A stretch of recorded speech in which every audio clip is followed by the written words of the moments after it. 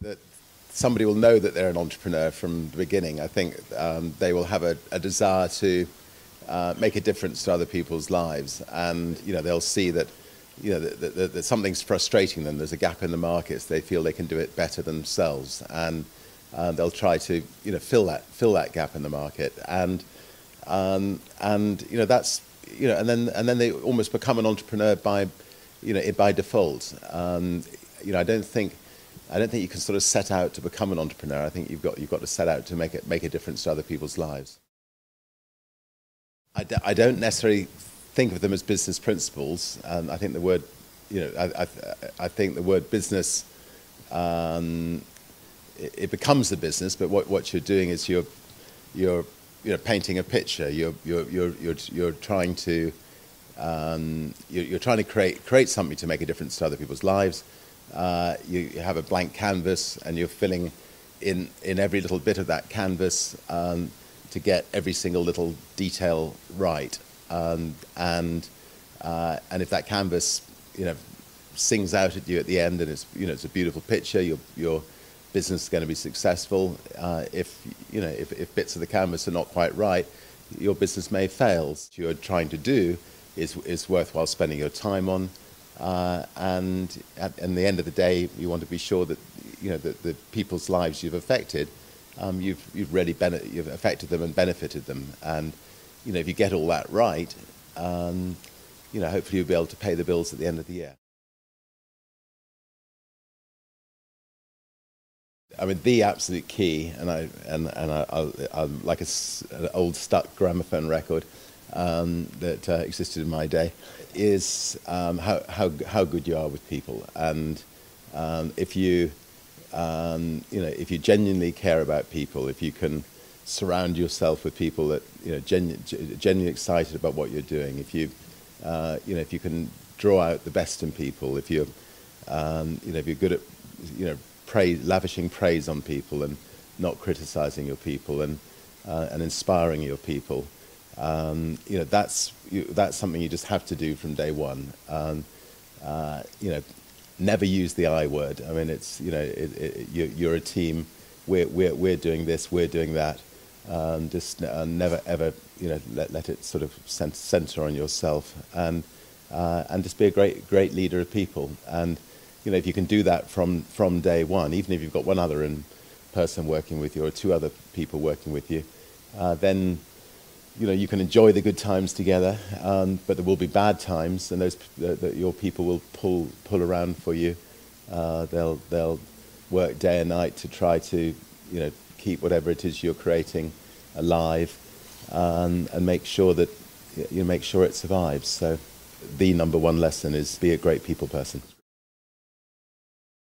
Stage is to be a great delegator, and not try to do everything yourself. Try to find people who are better than you all the time. Try to find people who are better than you to put you out of business effectively. So whatever you're spending all your day doing, try to find someone who's better than you to do that, to replace you at it, so that you can go off and think about the next big picture. An entrepreneur is not a manager. I mean, an entrepreneur is somebody who is great at conceiving ideas, starting ideas, building ideas, but then handing over to really good managers to manage the businesses. The moment you've got more than one business, you can't be hands-on doing everything.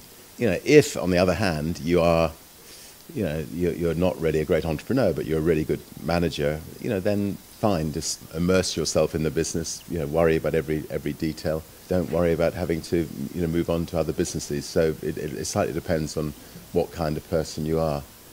In a strange way, Steve Jobs was more a manager than an entrepreneur. I mean, it sounds slightly strange to say that, because but I mean, he was somebody that focused on almost specifically on one subject matter.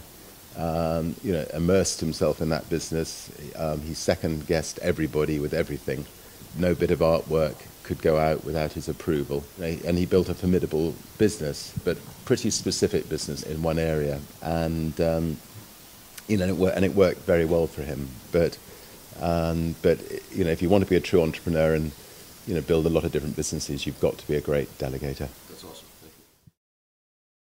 Well, the most important thing about marketing anything is does the product itself, is it worthy of people's attention? So make absolutely certain that you've got a product that is worth going out there and shouting about. And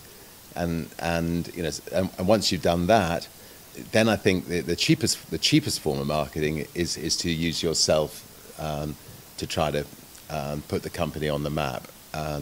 There are a lot of chairmen of companies who seem to hide behind a bushel and just refuse to use themselves. But I think a good chairman, at least a third of their job will be getting out there and promoting their company. And if anybody knows anything about that, that's you. If you're going to promote your company, try to get yourself on the front pages of the papers rather than a little byline in the back pages. Be ready to make a fool of yourself. Try to come up with ideas that make people smile. One point first of all, and that is that creating businesses in themselves can solve social problems, because by being an entrepreneur, creating businesses, you create jobs. By creating jobs, you can help take people out of poverty, and obviously that applies that applies worldwide today. I think it's particularly with recessions and things around the world. But equally, I think that once you've actually created a successful business and you feel that the business is secure, I think if every business could then become a force for good, and you can use your entrepreneurial skills to think, how can we, as a company, tackle a social problem in the local community? Maybe if you're quite a small business, use our entrepreneurial skills to see how we can tackle it better than it's been tackled before.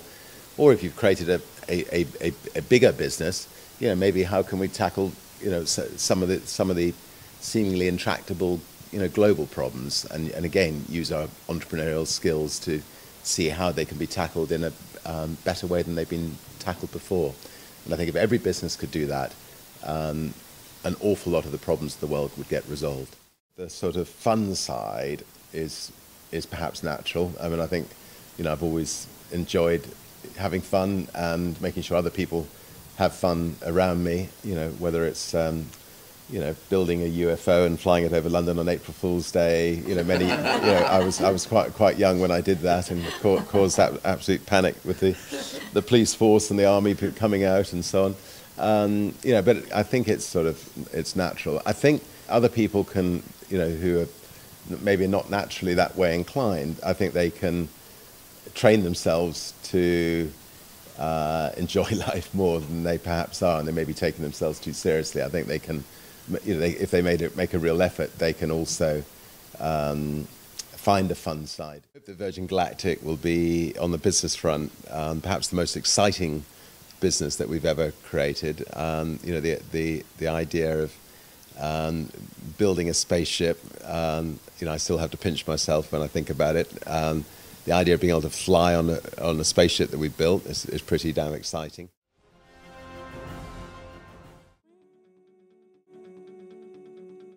This group of elders will bring hope. When we're talking about our dream future, an organization